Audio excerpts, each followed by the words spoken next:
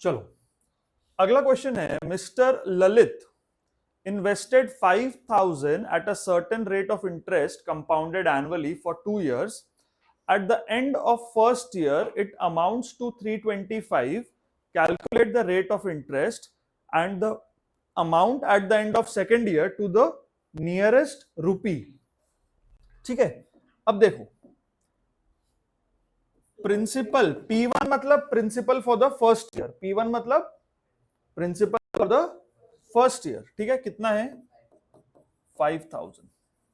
अच्छा, इसके बाद बोल रहा है eight the end of first year amount is 5325। Amount at the end of first year 5325। इसका मतलब I1 होगा वो A1 माइनस P1 होगा, 5325 माइनस 5,000, यानी कि फर्स्ट ईयर का जो इंटरेस्ट है वो 325 रुपीज है। ये बिल्कुल पिछले क्वेश्चन की तरह है ना?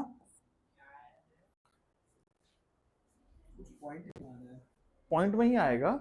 ये चीज क्लियर है कि पहले साल का जो इंटरेस्ट है वो कितना है, कितना है पहले साल का इंटरेस्ट 325 रुपीज। वो कैसे हम लोग को पता चल गया? क्योंकि बोल एक साल के एंड में अमाउंट जो है वो 5,325 है और स्टार्टिंग में जो प्रिंसिपल था वो 5,000 था, तो जो एक्स्ट्रा है वही इसका इंटरेस्ट है। ठीक है, अब रेट ऑफ इंटरेस्ट फाइंड करना है, तो let the rate be R% per annum. मान लो कि रेट क्या है बेटा R%, let the rate be R%। तो हम कह सकते हैं कि R% of 5,000 is equal to 325, है ना? हम कह सकते हैं कि R% of 5,000 is equal to 325। इसको जरा अब सॉल्व करना पड़ेगा। तो ये क्या होगा 325 अपॉन 50, है ना? 6.5% आएगा, ये 6.5% आएगा। अच्छा, अब इसको सॉल्व करने का एक आसान तरीका है, तुम लोग अपने ही लगे हो। इसको सॉल्व करने का एक आसान तरीका है 325/50 इंटू 2/2। हम 50 से डिवाइड कर लेना, तो इससे बेटर है कि हम यहां पर 2/2 से मल्टीप्लाई कर दें।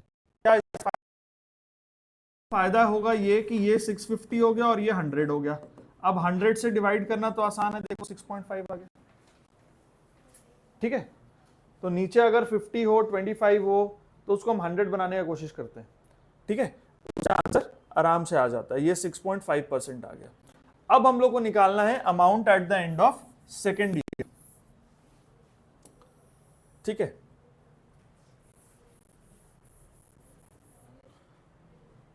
देखो amount at the end of first year कितना था 5325। इसका मतलब यही सेकेंड ईयर के शुरुआत में प्रिंसिपल हो गया, यही सेकेंड ईयर के शुरुआत में प्रिंसिपल हो गया। ओके, अब ईयर कितना होगा 6.5% ऑफ 5325। जो फर्स्ट ईयर के एंड में अमाउंट था अब सेकेंड ईयर में वो प्रिंसिपल बन जाएगा। अब जब सेकेंड ईयर का इंटरेस्ट कैलकुलेट होगा तो वो 5325 पे होगा, वो 5,000 पे नहीं होगा, है ना? वो 5325 पे कैलकुलेट होगा। ठीक है, अब इसको करते हैं हम लोग सॉल्व। 5325 को 6.5 से मल्टीप्लाई करके फिर डिवाइड बाय 100 कर देंगे।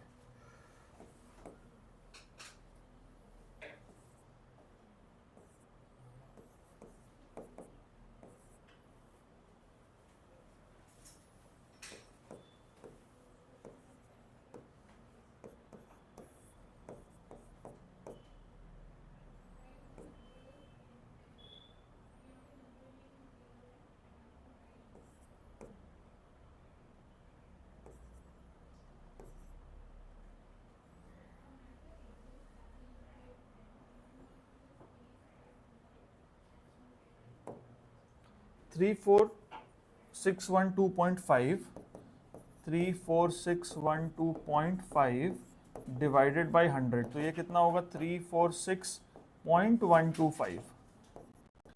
लेकिन क्वेश्चन क्या कह रहा था बेटा, राउंड ऑफ कर दो टू द नियरेस्ट रुपी, है ना, तो हम अमाउंट निकालेंगे 5325 प्लस 346.125, है ना, तो 5325 346.125, तो ये 0.125 हो गया, 5671.125, ठीक है, 5671.125। लेकिन क्वेश्चन क्या बोल रहे थे, राउंड ऑफ कर दो टू द नियरेस्ट रुपी, तो इसका नियरेस्ट रुपी में अप्रोक्सीमेटली कितना होगा बताओ? वही क्या 5671, क्योंकि इसके आगे तो 0.1 है ना, तो वो 0.5 वाला रूल लगाएंगे। अगर 0.5 होगा तो नेक्स्ट वाले पे जाएगा, 0.5 से कम होगा तो प्रीवियस वाले पे, तो 5671 रहेगा, 671, यही अपना आंसर होगा बेटा।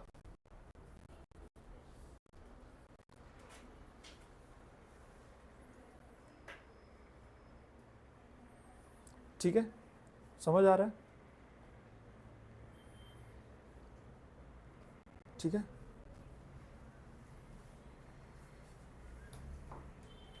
जयवीर हो रहा है, सबका हो रहा है, नेक्स्ट वाला करें। हाँ देखो अगला क्वेश्चन क्या कह रहा है,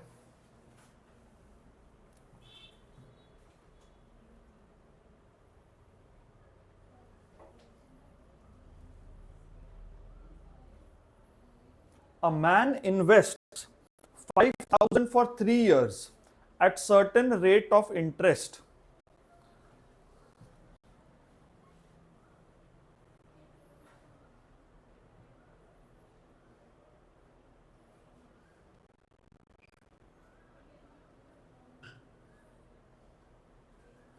चलो इसको यहां पर ले आते हैं।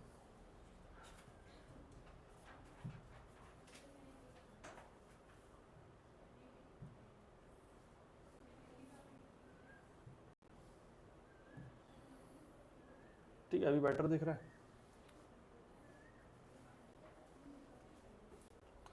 A man invests 5,000 for 3 years at a certain rate of interest, ठीक है, compounded annually. At the end of 1 year, it amounts to 5,600. Calculate the rate of interest per annum, the interest accrued in the second year and amount at the end of third year. Interest accrued in the second year मतलब second year में उसको कितना interest मिला, वो कितना पाएगा, कितना उसको मिलेगा, है ना। हाँ, उसको स्टेप बाय स्टेप हम लोग कैलकुलेट करें। ठीक है, सबसे पहले देखो P1 कितना है बताते जाओ, 5,000, P1 at the end of 1 year it amounts to 5,600, एक साल के बाद जो आ रहा है वो अमाउंट है ना। अच्छा, तो फर्स्ट ईयर का इंटरेस्ट कितना हो गया, 600 हो गया, इसका और इसका डिफरेंस 5,000 लगा, एक साल बाद 5,600 हो गया, तो 600 ही ना इंटरेस्ट हुआ, एक्स्ट्रा जो 600 है। ओके, तो ये 5,600 माइनस 5,000 ऐसे करके दिखाएंगे। ठीक है, तो इंटरेस्ट हो गया इसका 600। Okay, now let the rate be R%, let the rate be R% per annum. मान लो रेट ऑफ इंटरेस्ट क्या है, R% पर एनम, इसके हिसाब से R% ऑफ 5,000 यही 600 है। ठीक है, तो R का वैल्यू कितना आएगा, 60/5, दैट इज 12%।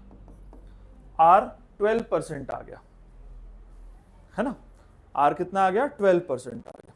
ठीक है, ओके,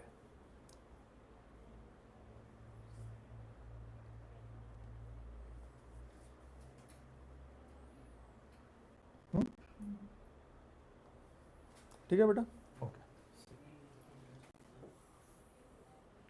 अब देखो, जो मेरा फर्स्ट ईयर का अमाउंट है वो क्वेश्चन में दिया हुआ था 5,600 है, यही जो है ना सेकेंड ईयर का प्रिंसिपल बन जाएगा बेटा। फर्स्ट ईयर का जो अमाउंट होगा ना वो सेकेंड ईयर के शुरुआत में प्रिंसिपल बन जाएगा, है ना। अच्छा, अब सेकेंड ईयर का इंटरेस्ट कैसे कैलकुलेट करेंगे, रेट हम लोग के पास आ गया है 12% ऑफ 5,600। ठीक है, कितना होगा, 672 होगा। रुपीस का सिंबल जरूर देंगे, या तो RS लिखेंगे या तो रुपीस का सिंबल देंगे, है ना, नहीं तो उसके मार्क्स कटते हैं। अगर हम खाली इंटरेस्ट 672 लिख देंगे ना, रुपीस की, डॉलर की, यान की, क्या है ना, तो जरूर देना है रुपीस का सिंबल या RS लिखना है, ठीक है। तो 672 हो गया अपना सेकेंड ईयर का interest. Amount for second year क्या होगा? 5600 प्लस 672 कितना हो गया? 6272, है ना। अब थर्ड ईयर पे प्रिंसिपल इसी को माना जाएगा, P3 मतलब प्रिंसिपल फॉर थर्ड ईयर 6272। अब थर्ड ईयर का इंटरेस्ट इस पे लगेगा बेटा 12% ऑफ 6272, है ना। इसको कैलकुलेट करो।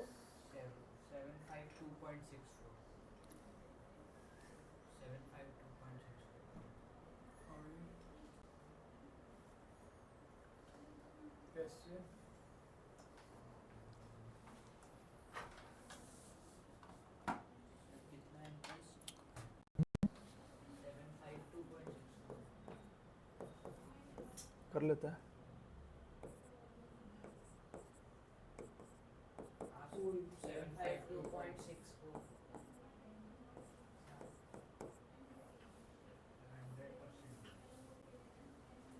बाय 100 है तो इतना हो जाएगा, है ना।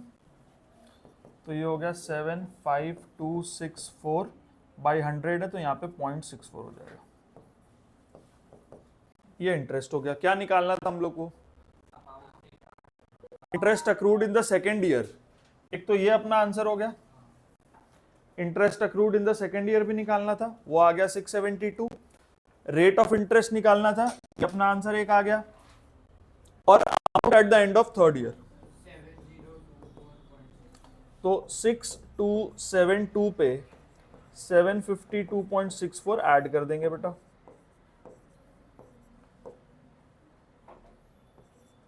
$7024.64 है ना।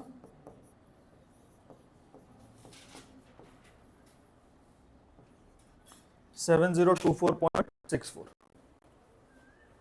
ये हम लोग को ना स्टेप बाय स्टेप ही करना कर सकते हैं हम लोग फॉर्मूला से, लेकिन वो अगले एक्सरसाइज में आएगा। समझ लो, अगर तुम्हारे स्कूल में टीचर बोले कि भैया कैसे भी कर दो तो कर देंगे, क्या दिक्कत है। लेकिन अगर नहीं बोले कि नहीं फर्स्ट एक्सरसाइज में तो ऐसे ही करना है, तो फिर सीखना पड़ेगा। इसीलिए इसको हम लोग सीखते हैं। देखो बेटा इधर ध्यान दो। Find the amount and compound interest on 2000 at 10% for 2.5 years compounded annually. ठीक है, जो आधा साल हो रहा है ना उसका भी देखो क्या करेंगे। ठीक है, 2000 है तो P1 क्या हो गया 2000, I1 क्या होगा 10% ऑफ 2000, ये 200 रुपए हो गया। ठीक है, उसके बाद A1000 प्लस 200 हो गया। ठीक है, now P2 principal for second year, ये क्या होगा 2200 होगा। सेकेंड ईयर का इंटरेस्ट कितना होगा 10% ऑफ 2200, ये कितना होगा 220 होगा। 10% तो करना आसान है ना। फिर अमाउंट फॉर सेकेंड ईयर क्या होगा 2200, तो कितना हो गया 2420। अब 2 साल हो गए ना, अब सिर्फ आधा साल बचा है, तो आधे साल में आधा इंटरेस्ट लगेगा। जैसे 1 साल का 10% लग रहा है ना, तो आधे साल का 5% लगेगा। आधा साल है ना। ठीक है,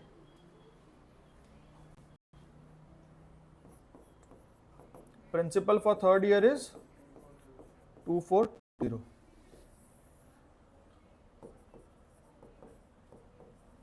इंटरेस्ट फॉर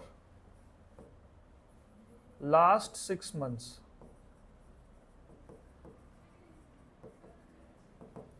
लास्ट 6 months में कितना लगेगा? 5% ऑफ 2420 कितना होगा? 121 रुपीज होगा ये,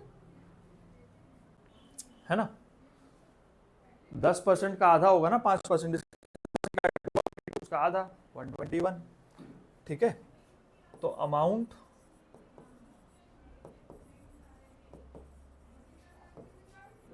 eight the end of 2.5 years कितना हो जाएगा? 2420 प्लस 121, 2541, ठीक है बेटा? क्लियर ना? R3 क्या है? थर्ड ईयर का रेट। वो I3 होता है नहीं। अच्छा, rate for the third year, third year last 6 months, third year तो नहीं है ना, 2 साल के बाद थर्ड ईयर तो नहीं है ना, लास्ट 6 months बचे ना, इसीलिए, है ना? सर वैसे ये अलग से कर सकते हैं ना, CI? उसको फिर खाली आई बोलेंगे हम लोग, हाँ, इंटरेस्ट बोलेंगे, वही कर रहे हैं हम लोग।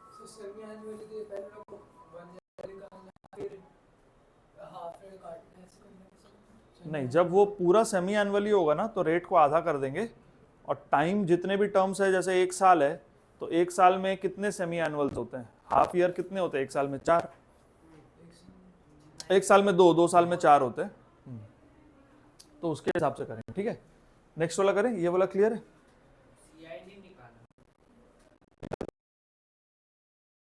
Find the amount and compound interest, हाँ तो निकाल लो।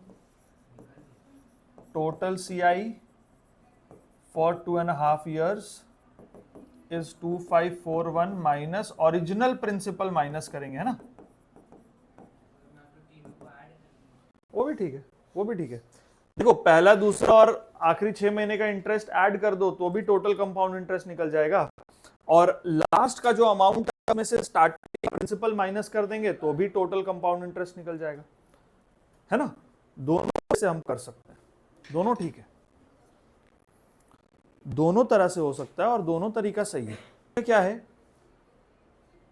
Find the amount and compound interest on 50,000 for 1.5 years at 8% per annum, the interest being compounded semi-annually. Semi-annually मतलब हाफ ईयरली, मतलब 6 महीने में इंटरेस्ट जो है वो कंपाउंड होगा। तो 1.5 साल में ये 6 महीने कितनी बार आएगा? 3 बार आएगा। 6 महीने 6 महीने 1 साल हो गया, है ना? ओके, अब रेट पूरा 1 साल का है कि 6 महीने का है?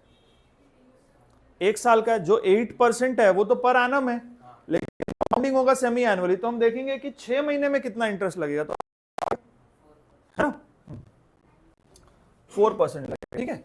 अब देखो, प्रिंसिपल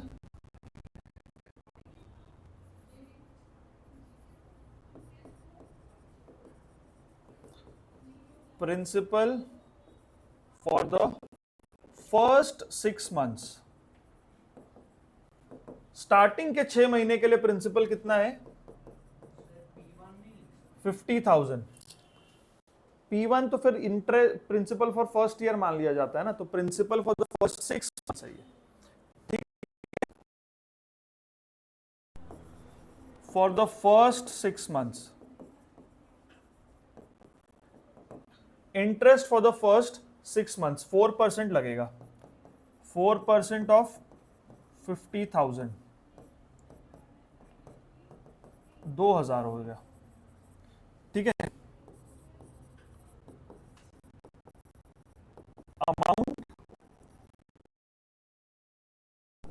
फर्स्ट 6 months, ये क्या? 50,000 प्लस 2,000 यानी के 52,000, ठीक है? स्टेटमेंट ध्यान रखो, principal for the first 6 months, interest for the first 6 months and amount at the end of first 6 months। अब ये जो 52,000 है ना, ये क्या है? Principal for the next 6 months, ठीक है? Principal for the next 6 months, principal for the next 6 months, ठीक है? 52,000 principal for the next 6 months. ठीक है, अब आएगा interest.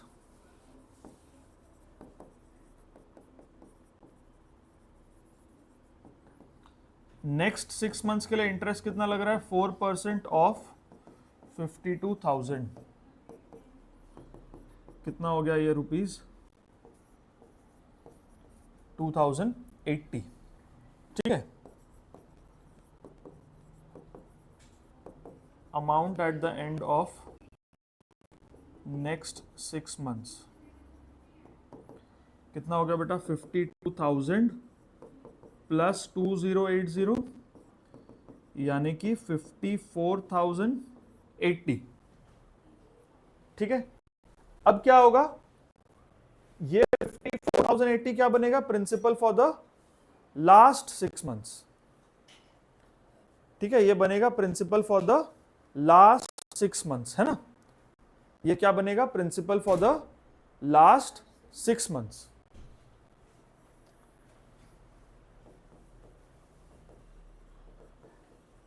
Principal for the last 6 months यही बनेगा 54,080। Interest for the last 6 months कितना होगा बेटा? 4% ऑफ 54,080। लास्ट 6 मंथ्स में 54,080 पे इंटरेस्ट मिलेगा, है ना?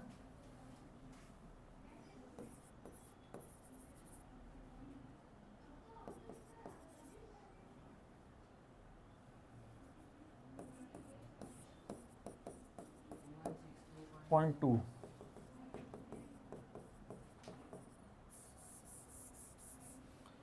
ठीक है, 2163.2 ये हो गया इंटरेस्ट। हमें क्या बताना है? अमाउंट बताना है। Amount at the end of last 6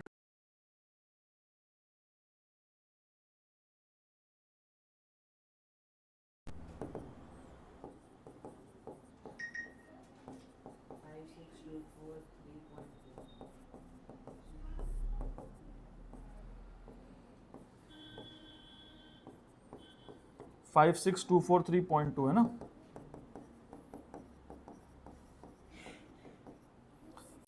okay, ये क्या आ गया? ठीक है, टोटल कंपाउंड इंटरेस्ट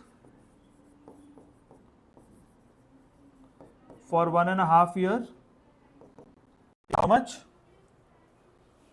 56,243.2 माइनस 50,000 तो ₹6,243.2 है ना? ₹6,243.2। ठीक है, क्लियर हो गया?